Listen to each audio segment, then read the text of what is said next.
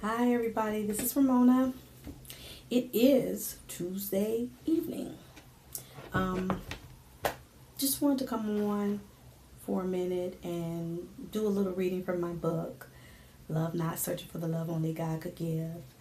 I'm trying to come on more, but life happens, and of course, I can't get on as much as I would like to. But tonight, I was just feeling like just doing a little reading from the book.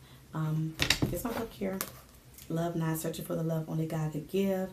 It was published last year. This is my first book, but it will not be my last. I'm working on my second book right now. Um, and so I'm really excited because this is something that I've been working on for years. I'm gonna tell you what happened. One night, God just woke me up in the middle of the night. It was like 4 in the morning. I woke up. I came downstairs, got on the computer, and just started typing. Just started typing. And when I finished typing, it was like 8,000 words. 2 hours later, 8,000 words. And so I'm looking at the screen, and I'm like, "What is this?" Because I didn't know what it was, but everything just flowed out of me.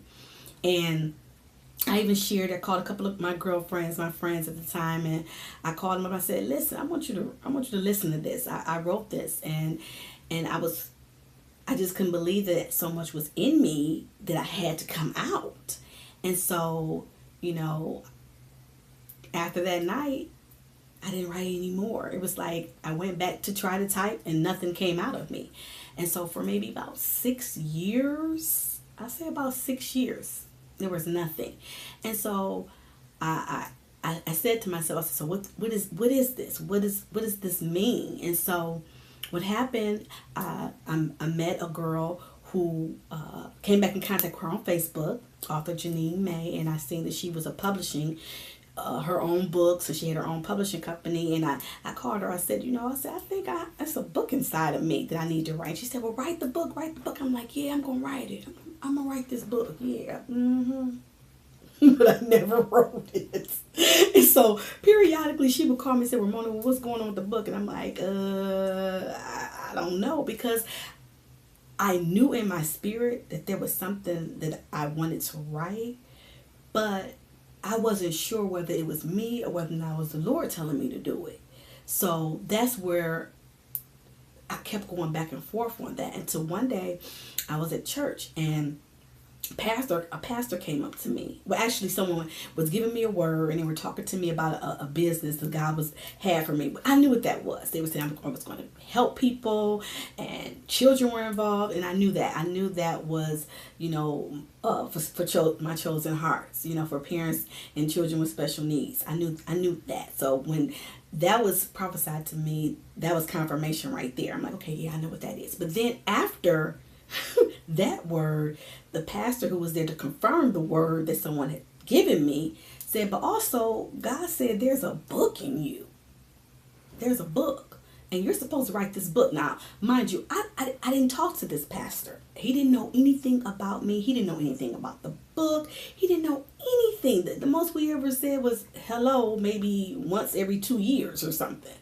But he didn't know me personally, so I knew that had to be the Lord because how could he have known about my book? So when he said that to me, I couldn't even stand. I couldn't even stand up anymore. I was like, "Whoa, like how could he know that?" So I knew that was God telling me, "Okay, Ramona, you have this book in you." But even after the prophecy, I still didn't write the book. So let me fast forward. 2016, went through some really trying things in 2016. 2016 was not a good year for me. Not a good year. I mean, just a lot of things happened to me, and I really believe that Satan was really trying to take my mind at the time. And I was in a state of emergency, depression, anything and everything that could hit me that year. I lost my uncle. I went through some things in my family, even in my marriage. And so I just said, "You know what, God? Anything and everything that you told me to do, I'm going to do it. That's it. Like, devil, you a liar. I'm sick of you beating up on me. I'm sick of you trying to steal my joy. I'm sick of you trying to steal my purpose. I'm like, everything that the Lord told me to do, I am going to do it because you will not destroy me. And so I called up, author Janine May, and I said, I'm ready to write this book. She said, okay, let's do it. Let's do it. And 4 months later, I started writing in February of 2017. And 4 months later, in June 1st, let's say March, April, May, June. 4 months later, June 1st, I went from having 8,000 words to 64,000 words. 64,000 words in 4 months. I couldn't stop writing. Everything that was in me that I had to get out, I got out. And you best believe the Lord purged me. I got delivered writing this book. Whatever residue that was left from me, whatever residue that was left on me, it was gone. It was gone. There were moments that I felt like, wow, I had no idea that some of these things I was still dealing with. You have no idea what's inside of you until you actually start purging and praying and fasting and writing, and it just all came out.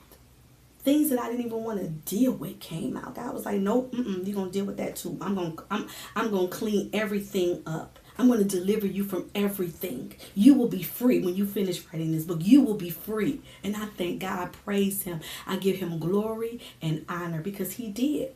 But anyway, I'm just going to share a little bit of the book. I think I'm going to share, how about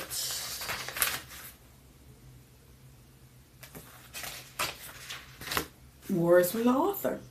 How about that? Okay, I'll start there. Let me get my glasses because I need my glasses. I definitely need my glasses. Okay, y'all, here we go. Says the purpose of this book is to encourage a relationship with Christ and bring empowerment and encouragement to women. I want to use my testimony as a catalyst to help and give hope to those who are in despair.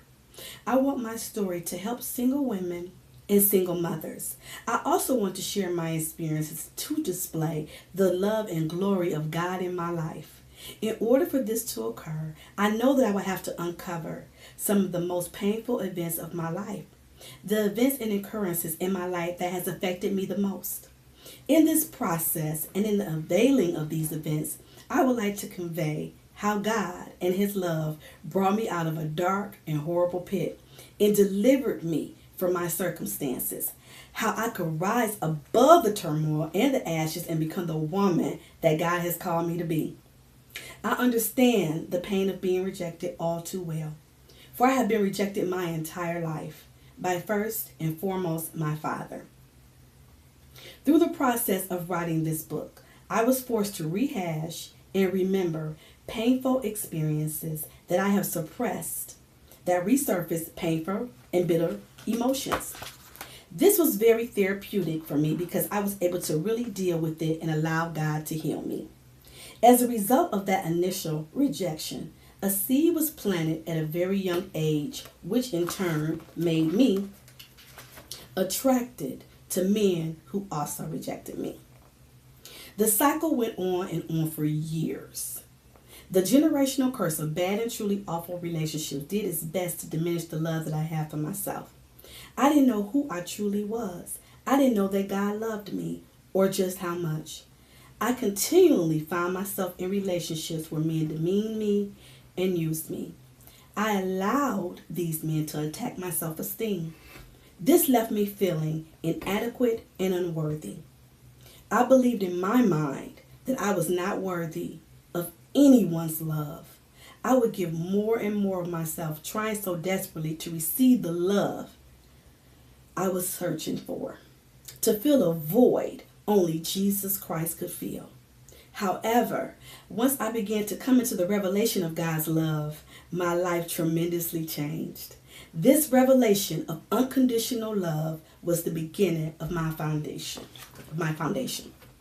So that is words from the author. And I just thought it was important to have those words just to be able to give people an understanding of what the book was about And just to let them know, okay, I'm going to be talking about some of my experiences. Yes, a lot of them were very hurtful, a lot of them were very traumatic, but I do realize, speaking now, that a lot of those situations I brought upon myself. I played the victim for years. But as I began to write, and as the Lord began to speak to me, and as my spirit began to heal, God made me see me. He revealed to me. So I could no longer play the victim. I could no longer say, oh, he did this, he did that. But there was something in me that was broken already. But during the time that I was going through the things, I didn't realize that I was broken. We always want to point the finger. I always want to point the finger at what the person's done. But if something is broken within us, then I was attracting these people to me because I was broken, because I wasn't whole. So therefore, in the process of writing the book, I discovered me. There was a lot of revelation and reflection. I had to look at myself. And I thank God for that experience of the writing period. Because as I was writing, as I was pouring out, he was delivering me, he was healing me, but he was also showing me. He was showing me. Like, stop being a victim. Stop. Own your stuff. Own it. Own everything that you did. And of course, I had to tell the story from my perspective back then. But then I also share the revelations as God was giving them to me, as to the things that I was doing, and how I actually brought a lot of those situations onto myself. I should have walked away many times, but I didn't, because I didn't truly know who I was and who God was in me. So I look forward to sharing a little bit more of the book. And, hopefully get your copy. Get your copy. I'm selling the copies. I'm selling the book. The book you can get from my website, www.ramonalliance.net. You can get the book from a Baker's Bible Bookstore on Grand River in Detroit, Michigan. You can get the book from Detroit Book City in Southfield. And also Amazon, Barnes & Noble, and booksamillion.com. So thank you so much for your support. Thank you for taking the time to listen to my video. And, I look forward to sharing this. I know I'm going on 12 minutes right now, but when I get on here, I just have to share what's in my heart. I actually sold this book to a young lady the other day. Well, actually to her friend. She, I guess, had been in a domestic situation where a guy, her boyfriend had jumped on her, and he stolen her car, and just a whole bunch of drama. And her friend was so upset, and she was like, "Oh my God, I can't believe she's going through this." And I said, "Yeah," I wrote a book, basically talking about a lot of things that I went through, in my 20s and 30s. And she said, "Where's the book? Where's the book? Can I buy it? Can I buy it from you?" I said, "Okay." So I talked to the young lady. I told her, I said, "This right here, this is in love. What you're going through right now, your babies are here, you're stranded. This is in love." So I know that was the reason why God told me to write it, because there's so many young women out there who are single mothers who feel like they have to put up with certain things. But if a man is beating you and jumping on you and have you stranded, and that's not love. We have to love ourselves. And so I encourage you, I admonish you, if you're out there and you're in a situation and you feel like, you're by yourself, you're not by yourself. It's just that we as women, we tend to we don't want to share our stuff. We're ashamed. We're ashamed. We're wondering what our friends are going to think and what our families are going to think about us. But it's not about that. You have to open up. You have to talk. And so that's just my words of encouragement. Like, you're not alone. It's a journey, but honey, you have to realize that you are loved. You are a diamond. You are beautiful. You are wonderfully made by God. He knows every hair strand in your head, discounted. He knows you. Before you were formed in your mama's belly, he knew you. So we just have to encourage one another, uplift one another, especially women. We have to uplift each other, empower each other, encourage each other, stop tearing each other down. Because we are out here, we're already dealing with a whole lot. And then if you can't encourage your sister, no, we have to do better. So anyway, I'll be doing more reading. Okay, talk to you soon. Love y'all. God bless.